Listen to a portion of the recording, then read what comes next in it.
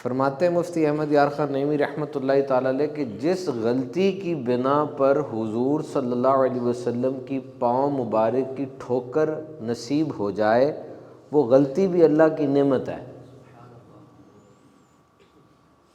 یہ حضرت ابو ذر غفاری تھے اور ایک اور صحابی تھے، منہ کے بل لیٹے ہوئے تھے، تو نبی مکرم صلی اللہ علیہ وسلم نے ان کو ایک ٹھوکر رسید فرمائی اور پھر ارشاد فرمایا، تو وہ اس ٹھوکر پہ ساری زندگی فخر کرتے تھے اور ہم اس ٹھوکر کو ترستے ہیں کہ نبی پاک صلی اللہ علیہ وسلم نے ہمیں یوں ٹھوکر لگائی تھی۔ تو یہ قبیلہ عبد القیس کا جو واقعہ میں نے آپ کو بتایا، یہ تو ان کی وارفتگی تھی نا کہ وہ اترے اور اتر کے بھاگے کہ نبی پاک صلی اللہ علیہ وسلم کی زیارت کر سکے، ان کی صحبت حاصل کر سکے۔ تو ویسے ان کے سردار تھے، اس کا نام تھا اشجع، منظر اس کا اصل نام تھا زال کے ساتھ۔ وہ سردار تھے، ان کی کیفیت مختلف تھی۔ وہ پہلے آ کر انہوں نے جس جگہ پہ پڑاؤ ڈالنا تھا وہاں رکے، تمام لوگوں کے سامان پیک کیے اور اپنے آپ کو ریڈی کیا، 2 نفل نماز پڑھی اور پھر تیار ہو کے نبی پاک صلی اللہ علیہ وسلم کی بارگاہ میں آئے۔ یہ ان کا انداز تھا۔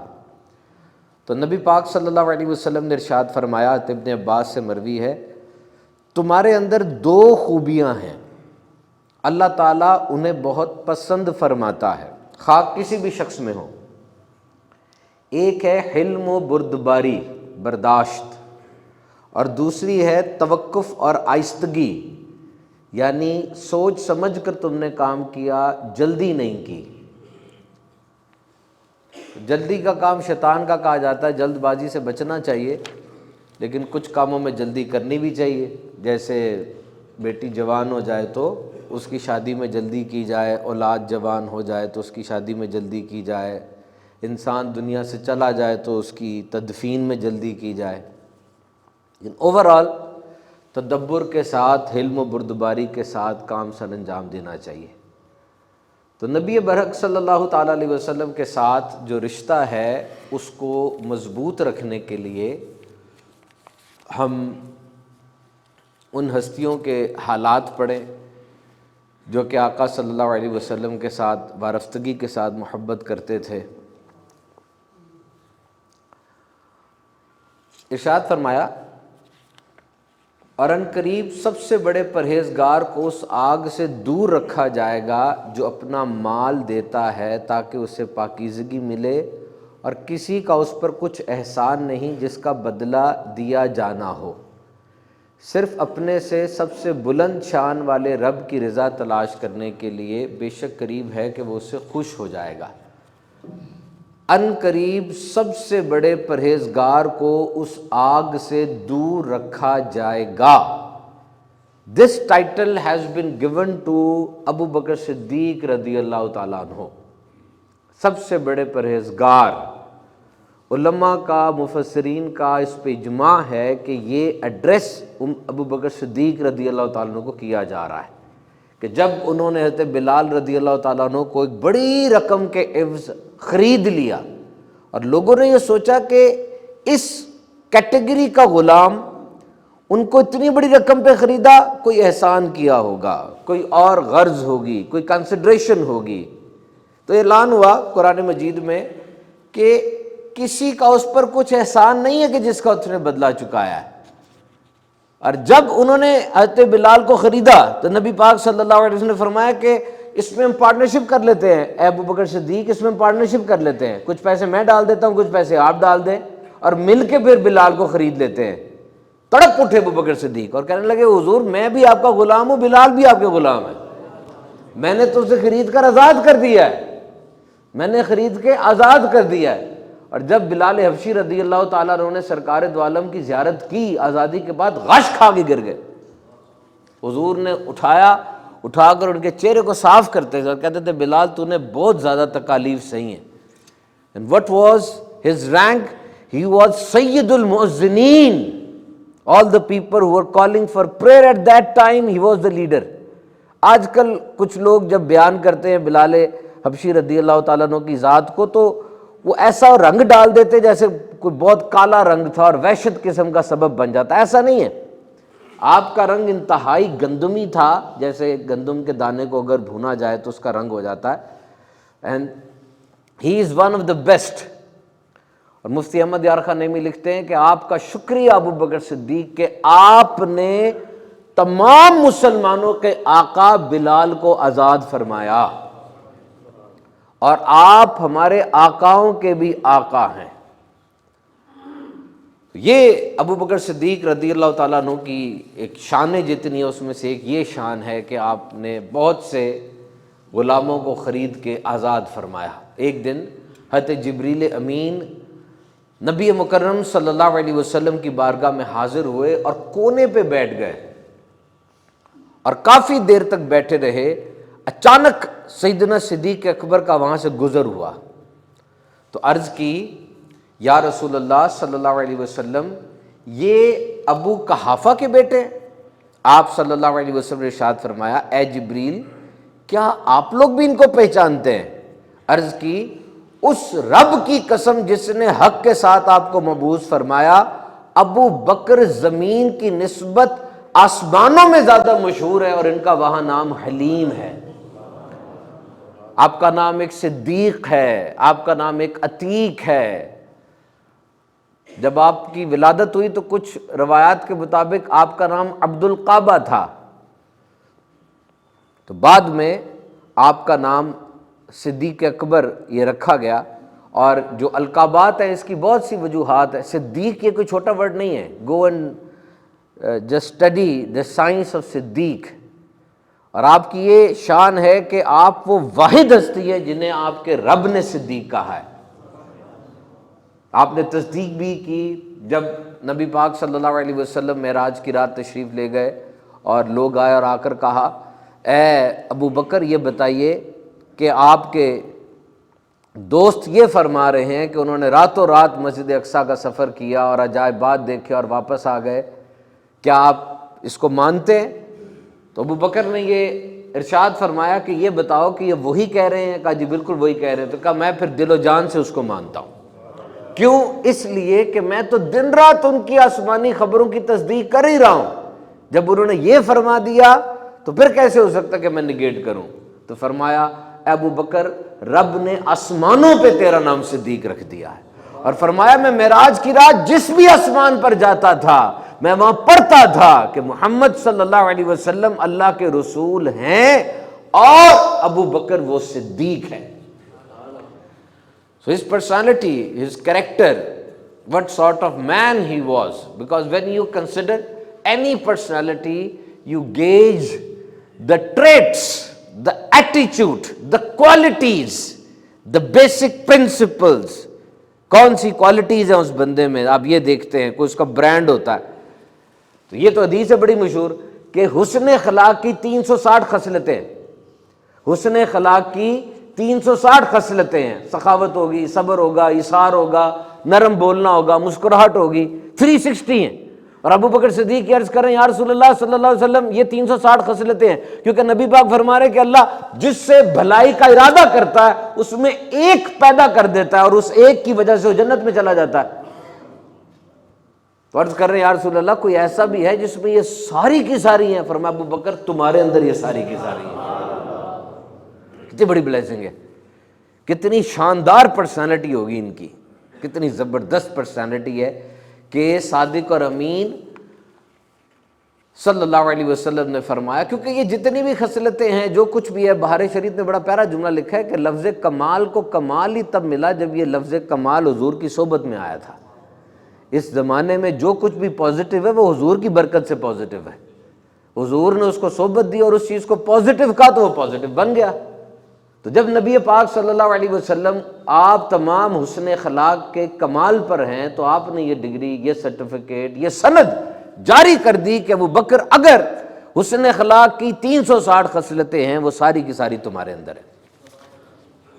اور پھر جو یہ فرمایا حدیث میں آتا ہے، قرآن کی آیت ہے، اور وہ جو اپنے مال خیرات کرتے ہیں رات میں اور دن میں، چھپے اور ظاہر، ان کے لیے ان کا اجر ہے ان کے رب کے پاس، اور ان کو نہ کچھ اندیشہ ہوگا اور نہ کوئی غم ہوگا.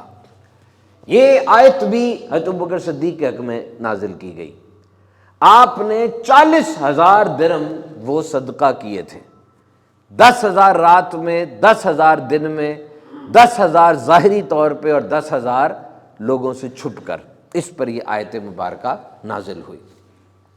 اور کیسی شان ہے ابو بکر صدیق رضی اللہ تعالیٰ عنہ کی۔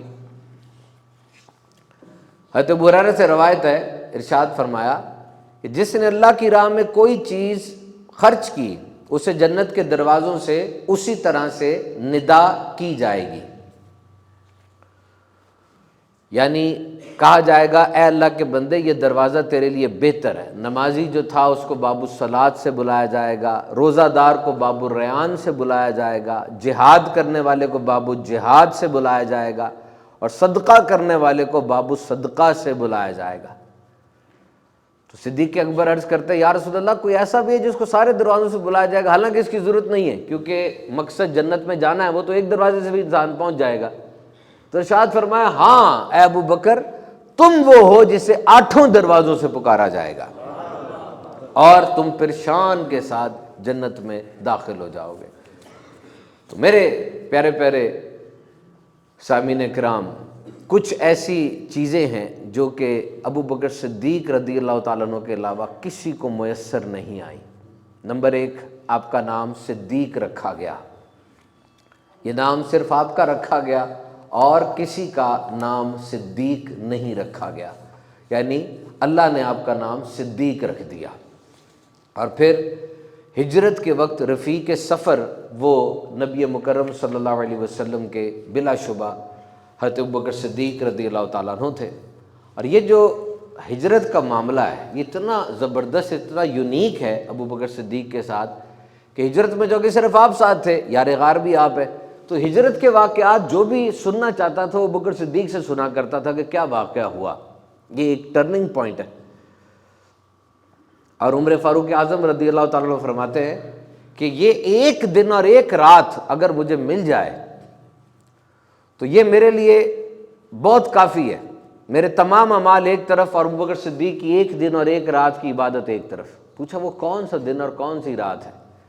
فرمایا رات تو وہ ہے کہ جب ابو بکر صدیق رضی اللہ تعالیٰ عنہ نبی مکرم صلی اللہ علیہ وسلم کو لے کے جا رہے تھے، ہجرت کا اعلان ہو چکا تھا اور پتہ نہیں چل رہا تھا ہجرت کا ٹائم کیا ہوگا اور ساتھ کون جائے گا۔ ابو بکر صدیق نے 2 اونٹنیاں تیار کر کے وہاں پہ رکھی ہوئی تھیں، اور پھر جب اعلان ہو گیا کہ اب آپ ہجرت کر جائیں، بی بی عائشہ صدیقہ عرض کرتی ہیں کہ نبی پاک صلی اللہ علیہ وسلم عام طور پہ شام کو گھر تشریف لاتے، اس دن دوپہر کو آ گئے، اور جب آپ نے فرمایا کہ ہمیں ہجرت کا حکم ہو گیا ہے، ابو بکر صدیق رونے لگے، خوشی سے رونے لگے۔ بی بی عائشہ فرماتی ہے کہ مجھے اس دن پتہ چلا کہ کوئی بندہ خوشی میں بھی رو سکتا ہے، جب میں نے اپنے والد صاحب کو روتے ہوئے دیکھا۔ اور پھر جب اس رستے پہ جا رہے تھے تو ابو بکر صدیق کبھی آگے ہوتے، کبھی پیچھے ہوتے، کبھی دائیں ہوتے، کبھی بائیں ہوتے۔ سرکار نے پوچھا آپ ایسے کیوں کر رہے ہیں؟ کہا مجھے یہ ڈر ہوتا ہے کہ دشمن پیچھے سے نہ آ جائے، سامنے سے نہ آ جائے، دائیں سے نہ آ جائے، بائیں سے نہ آ جائے۔ ایسی وارفتگی، ایسا عشق تھا۔ یاد رکھنا یہ عشق ہی بڑا امپورٹنٹ ہوتا ہے، یہ محبت کے جذبات بڑے امپورٹنٹ ہوتے ہیں، کیونکہ جو دوستی ہوتی ہے نا، دوستی یہ گہری بھی ہوتی ہے اور دوستی میں بہت زیادہ مضبوطی بھی ہوتی ہے، دوسری طرف یہ نازک بھی بہت ہوتی ہے۔ میں جنرل دوستی کی بات کر رہا ہوں۔ مضبوطی اور گہرائی تو اس لیے ہوتی ہے کہ کبھی کبھار دوست سکے بھائیوں سے زیادہ پیارا ہوتا ہے، ان میں پیار بہت اچھا ہوتا ہے۔ اور نازک میں اس وجہ سے کہہ رہا ہوں کہ کسی عالم صاحب نے کہا تھا کہ جب رشتہ جذباتی نوعیت کا ہو نا تو پھول بھی مارا جائے پتھر کی طرح لگتا ہے۔ احیاء العلوم کے اندر امام غزالی لکھتے ہیں کہ ایک دوست نے دوسرے سے پوچھا کہ وہاں میرے ساتھ چلنا ہے؟ اس نے کہا کہاں جانا ہے؟ اس نے کہا بس رہنے دے۔ پھر اس نے پوچھا مجھے اتنی قیمت چاہیے، اس نے کہا کتنے پیسے چاہیے؟ اس نے کہا بس رہنے دے۔ رشتے کا تقاضا ہوتا ہے۔ یاد رکھنا یہ محبت اور عشق نا یہ روحانی تعلق ہوتا ہے۔ ایک بندے نے بازار میں اپنے محبوب کو دیکھا تو غش کھا کے گر گیا۔ کسی نے دانا سے سوال کیا کہ اپنے بیٹے کو، بچے کو دیکھ کے تو نہیں کوئی اس طرح گرتا، محبوب کے لیے وہ غش کھا کے گر گیا، اس کی کیا وجہ ہے؟ وہ کہنے لگا یاد رکھ بچے سے محبت وہ قلبی ہے، دل کی محبت اور فطرتی رشتہ ہے، جبکہ محبوب سے محبت یہ روحانی طور پہ ہوتی ہے، یہ روح کا رشتہ ہوتا ہے۔ بچے کو دیکھ کے دل حرکت کرتا ہے، محبوب کو دیکھ کے روح حرکت کرتی ہے اور مچلتی ہے، بے چین ہو جاتی ہے اور اپنے محبوب کی طرف جانے کے لیے لپکتی ہے۔ اور یہ جو اس کا لپکنا ہے روح کا، یہ اس کے جسم کی کیمسٹری میں چینج پیدا کر دیتا ہے، اور یہ روحوں میں جو انسیت مطابقت کی وجہ سے ایک ملاپ ہوتا ہے، یہ بالکل ایسا ہے جیسے پانی پانی کے اندر گھسا دیا جائے۔ اب پانی پانی میں مل گیا تو دونوں پانیوں کو الگ تو نہیں آپ کر سکتے، یہ عشق کی معراج ہے۔ اور اب وہ محبوب ناراض ہوگا، اداس ہوگا، اس میں کوئی غمی آئے گی، آٹومیٹکلی دوسرے کے اندر بھی یہ کیفیت طاری ہو جائے گی، وہ بیمار ہوگا، اس کے اندر بھی بیماری آ جائے گی۔ تو ابوبکر صدیق رضی اللہ تعالیٰ عنہ، آپ آگے پیچھے جا رہے، پھر غار آ جاتا، غار ثور، اس غار ثور کے اندر آپ جا کے چیک کرتے ہیں، بچھو تھے، سانپ تھے، اور کپڑا پھاڑ کے سارے سوراخوں پہ رکھ دیتے ہیں، ایک سوراخ کا کپڑا نہیں ملا، اس پہ اپنا پاؤں رکھ دیتے ہیں۔ اب نبی پاک صلی اللہ علیہ وسلم پنجوں کے بل چل رہے تھے تاکہ پاؤں کا نشان نہ بنے اور کھوجیوں کو پتہ نہ چل جائے۔ آپ نے آقا علیہ الصلوۃ والسلام کو اپنے کندھے پہ اٹھا لیا اور اندر لے آئے، اور اندر لا کے اپنے زانوں پر نبی پاک صلی اللہ علیہ وسلم کا سر مبارک رکھ دیا۔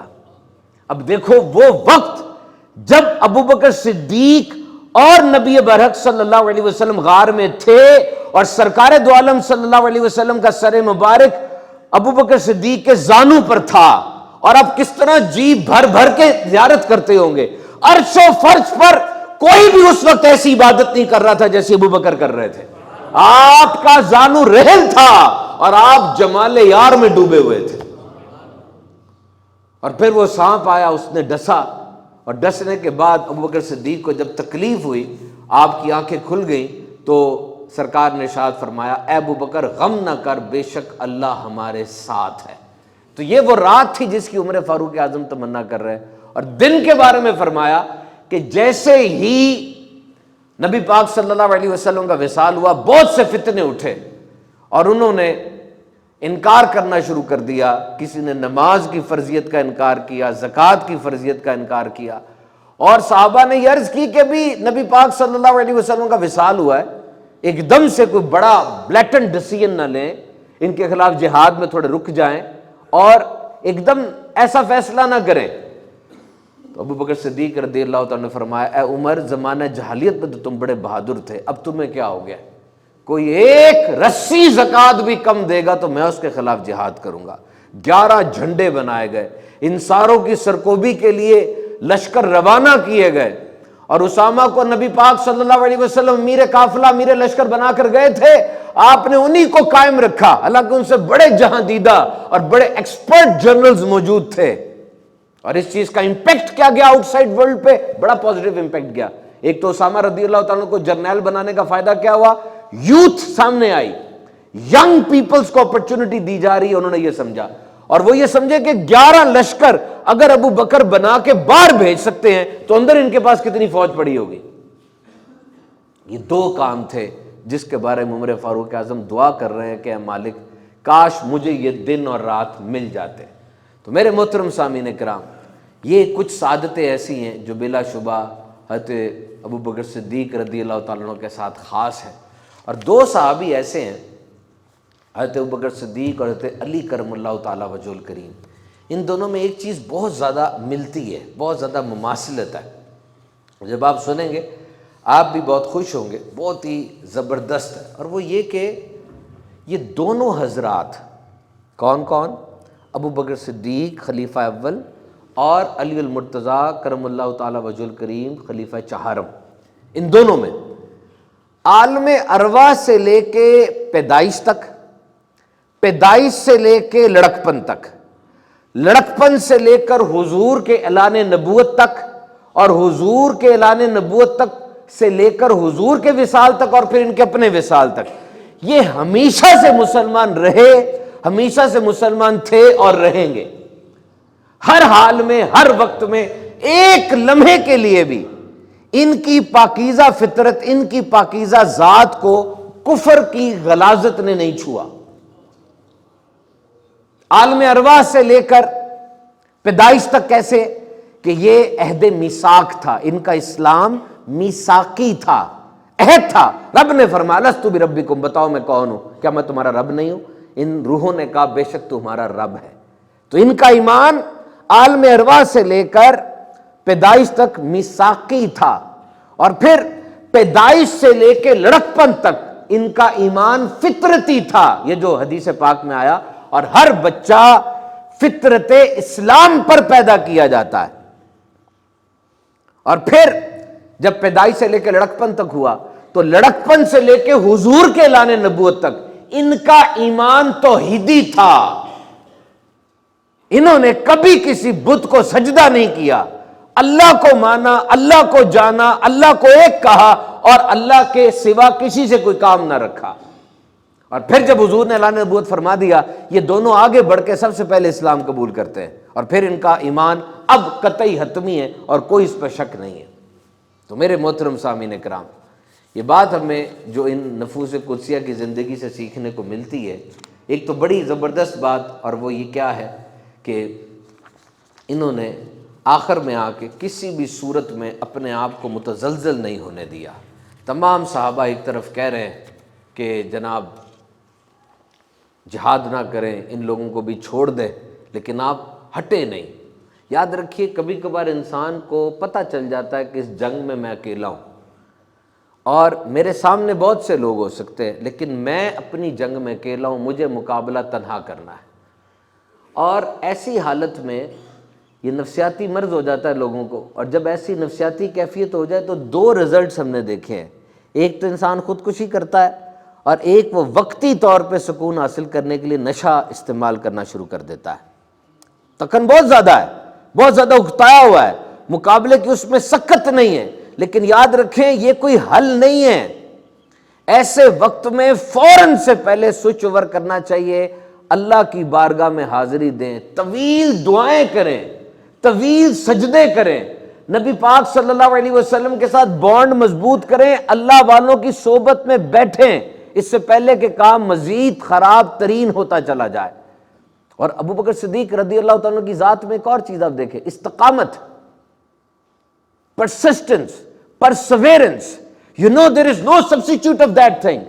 اگر آپ مجھ سے ایک چیز پوچھتے ہیں نا، ایک ٹرک اور ایک کوالٹی، ایک خزانہ ساری ہیومن ریسورس بیہیویئرز کے اندر ایک چیز، تو وہ چیز یہ استقامت اور پرسیورنس ہے۔ یہ گھوڑے دوڑانے والے لوگ ہوتے ہیں نا، ان سے ہم نے بات کی، وہ کہتا ہے کچھ ہمارے گھوڑے ہوتے ہیں، وہ انہیں ہم کہتے ہیں کلاس کے گھوڑے، کلاس کہتے ہیں کلاس کا بندہ ہے یار، بڑی کلاس کا بندہ ہے، اس سے کہتے ہیں کلاس کے گھوڑے۔ میں نے کہا کلاس کے گھوڑے کیا ہوتے ہیں؟ کہتا ہے گھوڑا جب دوڑے گا تو سارے کے سارے دوڑ میں تو اچھے ہی ہوں گے، کیونکہ ان کی نسل ایسی ہے، ان کو کھلایا ایسا جا رہا ہے، ان کی پریکٹس کی جا رہی ہے، بھاگتے تو سارے بڑا اچھا ہوں گے۔ لیکن جو کلاس کے گھوڑے ہوتے ہیں نا، ان میں کیا کوالٹی ہوتی ہے؟ نمبر ایک، ان کی ریزرو انرجی بہت زیادہ ہوتی ہے، ریزرو میں جو انرجی ہے نا وہ بہت زیادہ ہے ان کی۔ نمبر دو، جب یہ تھک جاتے ہیں ان کا رویہ کیا ہوتا ہے؟ تھکن کے بعد رویہ کیا ہے ان کا؟ جب چیلنج آ جائے گر جاتے ہیں، پھر اٹھ کے بھاگتے ہیں، کیا کرتے ہیں؟ Number four and number most important, جب جیت کچھ گز دور رہ جاتی ہے تب ان کا رویہ کیا ہوتا ہے؟ when win is few yards away، جیت کی محبت، جیت کا عشق، جیت کی ضد ان لوگوں کو نیچے بیٹھنے نہیں دیتی، یہ آگے بڑھ کے اس کو پکڑ لیتے ہیں۔ یہ استقامت ہوتی ہے۔ اپنی زندگی میں چیک کریں، آج جا کے ابھی سوچیں کس کس کام میں آپ کو استقامت ہے اور کون سا کام آپ کے موڈ اور جذبات کے مطابق ہوتا ہے۔ Remember, talent and sacrifice, talent خوبیاں اور قربانی، کہا جاتا ہے کہ یہ ترقی کے لیے بہت ضروری ہیں۔ یہ دونوں چیزیں بھی اگر استقامت کے ساتھ نہ ہو ترقی نہیں ہو پاتی۔ حضرت ابوبکر صدیق کی زندگی میں قربانی ہے، کیا ایک یا دو قربانیاں ہیں یا شروع سے لے کے آخر تک قربانیاں ہی قربانیاں ہیں؟ آج ہم نے سیٹ 1، سیٹ 2، جی میٹ، ایل کیٹ، مختلف قسم کے سٹینڈرڈائزڈ ٹیسٹ رکھے ہوئے ہیں کہ جی بچے کو یہ سیٹ 1، سیٹ 2 کروا دیں گے، ہمیں پتہ چل جائے گا اس میں انٹیلیجنس کتنی ہے۔ اچھا، اس کا نقصان ایک تو کیا ہوا کہ وہ جو بچے پاس کر گئے یہ تو بڑے ذہین ہیں، باقی سارے فارغ ہو گئے، فارغ، یہ ذہین ہے صرف۔ یاد رکھنا، ٹیلنٹ اینڈ گفٹڈ میموری، یہ جو بچے فطرتی طور پہ پیدائشی ذہین ہوتے ہیں، یہ نعمت ہے کہ زحمت ہے؟ وہ بچہ یہ سمجھ جاتا ہے میرے میں ٹیلنٹ ہے، وہ محنت نہیں کرتا، اور ایسا ٹیلنٹڈ آدمی جو ہارڈ ورکنگ نہ ہو پٹ جاتا ہے، ناکام ہو جاتا ہے۔ اور ایسا بندہ جو اتنا ذہین نہیں ہے لیکن ہارڈ ورکنگ ہے، وہ بندہ آگے بڑھ کے منزل تک پہنچ جاتا ہے۔ نیور پریز ٹیلنٹ، پریز ہارڈ ورک۔ اور استقامت حاصل کرنے کا سب سے بہترین نسخہ کیا ہے کہ اپنے گول کو مد نظر رکھیں. آپ کا گول کیا ہے؟ گول از ویری امپورٹنٹ. اور گول کیا ہوتا ہے؟ جب ہم چھوٹے تھے نا, ہم کہتے تھے یہ جو ریل گاڑی چل رہی ہے نا, بس اس کی ٹکٹ مل جائے, ہم بیٹھ جائیں اس میں, جہاں مرضی لے کے جائے, وہ ایک الگ بات ہے, بس ہم بیٹھ جائیں اور ٹکٹ مل جائے, نکل جائیں بس یہاں سے, گھوم پھر آئیں. لیکن اب ہم کیا کرتے ہیں؟ ہم نے جہاں جانا ہوتا ہے وہاں کی ٹکٹ خریدتے ہیں اور پھر ریل گاڑی میں بیٹھتے ہیں. ریل گاڑی بیچ میں خراب ہو جاتی ہے, ہم اتر کے دوسری چیز پہ بیٹھ جاتے ہیں. ہمارے ساتھ جو بندہ بیٹھا ہے بڑا آواز آ رہا ہے مجھ سے, بڑا عجیب سا ہے, لیکن ہم بیٹھے رہتے ہیں, ساری مشکلات کو جھیلتے ہیں. کیوں؟ منزل پہ جانے کے لیے. یہ فرق ہے گول میں. بچے کا گول نہیں تھا, آج ایک گول ہمارے پاس موجود ہے کہ اس جگہ پر پہنچیں گے. تو استقامت حاصل کرنے کا بہترین نسخہ کیا ہے؟ Set your goal. Goal setting اور گول اچیومنٹ, اس میں فرق ہے, اور وہ فرق استقامت پورا کرتی ہے. جس بندے کو اپنے گول سے پیار ہو جائے, گول سے عشق ہو جائے, وہ پھر یہی دیکھتا کہ میں روزانہ کام کروں گا تو میں گول تک پہنچ پاؤں گا, ورنہ تو نہیں پہنچ پاؤں گا. استقامت نہیں مل رہی آپ کو, بڑے پریشان ہیں کہ میں کسی کام میں ہمیشگی اختیار نہیں کر پاتا. گولوں کو توڑ لیں, چھوٹے چھوٹے گول بنا لیں. پرسوں میں یہ مقصد حاصل کروں گا, پرسوں. اب آج کا دن اور کل کا دن, اس مقصد کو حاصل کرنے کے لیے کام تو میں دن رات کر رہا ہوں نا, کیونکہ پرسوں مقصد حاصل کرنا ہے. پرسوں مقصد حاصل ہو گیا, خوش ہو گیا میں. اب پھر طے کریں, اب میں 2 دن بعد فلاں مقصد حاصل کروں گا. اب پھر آپ 2 دن استقامت کے ساتھ کام کریں گے. So you will continue to work daily and daily and daily. Abu Bakr Siddiq کی زندگی کا مقصد کیا تھا؟ عشق مصطفیٰ, عشق رسول.